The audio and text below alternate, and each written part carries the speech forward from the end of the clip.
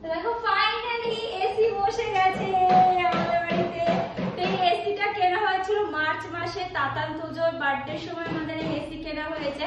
আর তোমরা অনেকেই জানো যে আমি অন্য রুমে ছিলাম, তো ওই রুমটা আরো অন্য কারোর, তার জন্য ওখানে আমাদের এসি লাগানোর কোনো চিন্তা ভাবনা ছিল না। ভেবেছিলাম যে ঠিক আছে তাহলে নতুন যখন ঘর করবো তখন আমরা লাগাবো।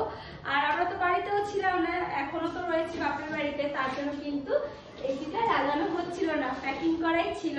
তো ফাইনালি কালকে এসিটা লাগিয়ে দিয়ে গেছে। আর আমি তো কালকে বাড়িতে আসার টাইম পাইনি, তার জন্য তোমাদেরকে শেয়ারও করতে পারিনি।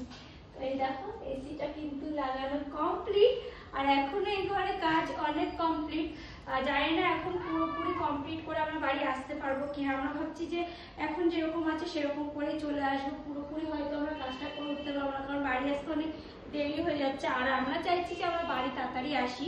ওইদিকে বাথরুমের কাজও হয়ে গেছে, তোমাদের বাথরুমটাও দেখাবো।